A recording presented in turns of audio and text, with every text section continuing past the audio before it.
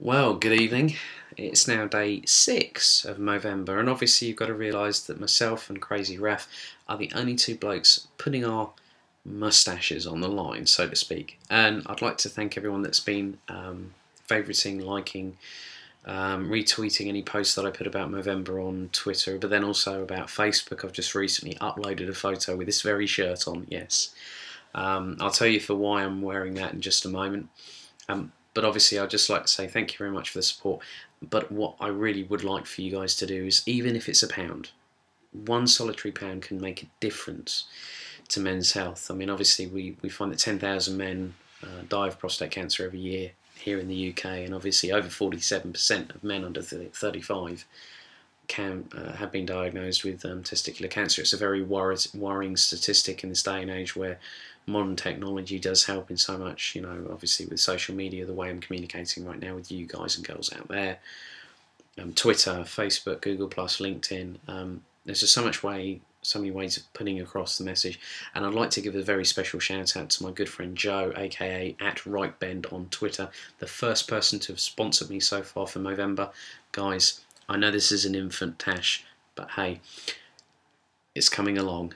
Before you know it, another week will have passed, and before I go to the wonderful Badger GP Bash at the in London, and obviously I'm hopefully looking forward to seeing a couple of the fan formulites there. I think if I remember correctly, the girl with the button tattoo, aka F1 Obsessive, is going to be there, plus also M the Emu. I'm looking forward to meeting you both finally in face to face, and hopefully we'll have some more peeps there as well. Won't be able to do anything for Brazil, but looking forward to a great end of season finale. I thought, well, I'd give it a shot, and we'll see how it goes. And looking forward to Austin. Great buzz about a new track, and obviously something with an ambassador such as Mario Andretti on board. Fantastic, and Jerome D'Ambrosio being the first person to drive it in contemporary machinery, so great to hear that. Well, let's get on about the Abu Dhabi Grand Prix, and yes, Grace, it was very animated. I think a cataclysm of catastrophe for several drivers on the field. Now, question one was a very big talking point for me, because there were two notable incidents. You had Nico Rosberg slamming into the back of Karthikeyan, but it wasn't his own fault. Let's put it in perspective. Narain's steering broke, and then obviously Nico got caught out, and wallop flies straight over the back. But thank goodness for Professor Sid Watkins for all the work that he had done throughout his career promoting safety in Formula One, and we could have seen a very different outcome to what happened there. And it was great to see both Nico and Narain talking, just making sure that each other were okay, and Nico got straight out of the car, no problems. Narain was just sitting there, I think probably just a bit dazed and stumped, I think, by the accident, plus also mechanical failure again for HRT. The less said about that, the better, I will be honest. But then we had on lap 38 or 39, I think it was, we had the terrible trio of consequential accidents. Now, obviously, we had two DRS zones in Abu Dhabi. The second one, which led into from turn 10 to turn 9 to 11, obviously with that small kink, which is considered a corner. Why I'm not sure, but there we go. Obviously, Paul di Resta did a fantastic move on Romain Grosjean, but then Sergio Perez came out of nowhere, had a greedy double moment, double slipstreaming both of them with the DRS. And then proceeded to push Paul di Resta off the track, went wide himself at turn 12, and then came straight back into the path of Romain Grosjean. Well, nothing was going to happen apart from the fact that the inevitable, that they were going to collide. I mean, Romain was not at fault; he just got caught. Paul di Resta was very fortunate to get away and make good his escape. But then obviously you had not only Romain Grosjean, but then Mark Webber, who'd had a dismal race, really. Pitted, was told to pit, obviously, to release Sebastian, but had a completely different strategy. So, a bit unfortunate for the Australian. I really thought he was going to be a fighting force this year, and it just seems that Lady Luck hasn't been on his side, plus also strategy and issues, with collisions and stuff like that.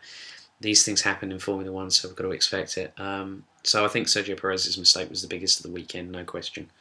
I hate to think what McLaren is sort of looking at saying to themselves behind closed doors. Did we really make the right choice?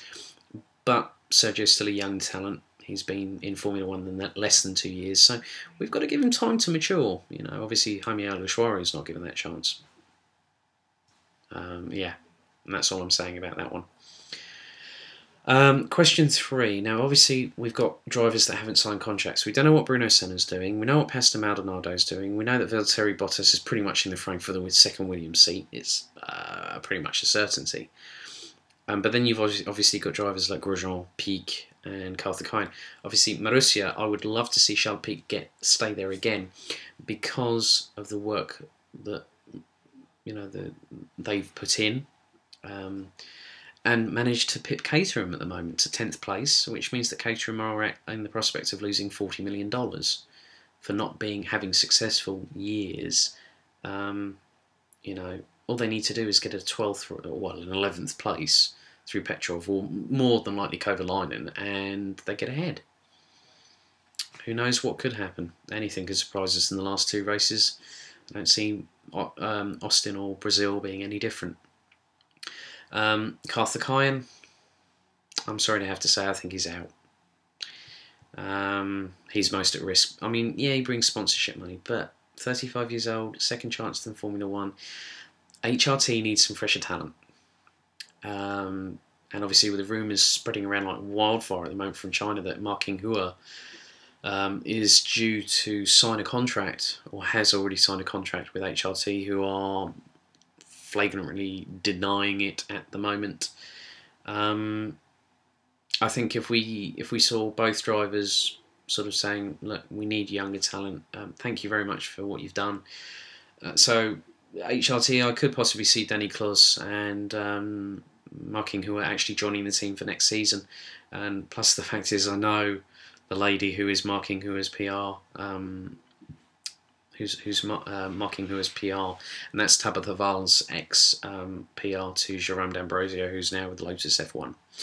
Grosjean, I think there is some risk, but I think what Eric Boullier is probably going to do, and because he's obviously his manager, with the Gravity management team, has been increasingly behind Romain Grosjean for the last few years, through GP2, GP3, and also into Renault for the very first time in 2009.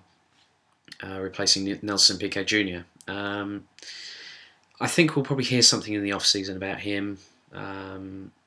So it's early days. We don't know what's going to happen. I mean, Heikki could even get the call up to go to Lotus.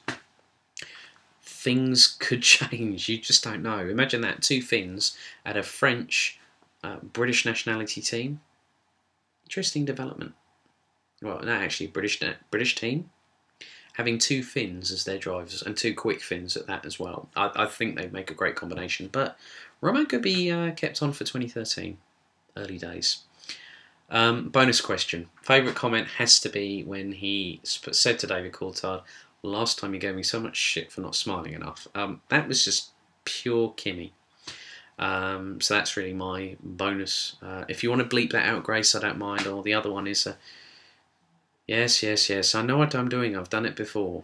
It was the other one, obviously, with his radio engineer talking about warming up the tyres. Now, obviously, the reason why I'm wearing this Renault top, now, obviously, I've worn it in previous fan formulas. It is the 2007 edition of the Enstone Renault team, as it was then known, when, obviously, we had... a certain Fernando Alonso moved to McLaren, partnering a very fresh-faced Lewis Hamilton at the time. So this is really my tribute, or homage in French, if you will, to Enstone for finally securing their first win since 1987. The person who won for Lotus was Ayrton Senna. The place, the American East Grand Prix, or the Detroit Grand Prix, in the 1987 Lotus. So, fantastic result for the boys. Great job, Enstone. Hopefully we'll see you up at the top step yet again very soon. Hopefully before the end of the season. Y'all come back next week. Got a surprise for y'all, because y'all be going to Austin next week. You hear me? So that's it from me this week, and obviously you'll see how the Tash is progressing. Check out my Facebook page, check out my Twitter, and I'll be updating it as and when I can. So thanks a lot for tuning in for my edition of Fan Formula this week on animated Abu Dhabi, and we'll see you for the build-up to Austin. It's going to be big, because the Americans, when they go for it full throttle. I'll see you next week, guys. Have a great week and a great weekend.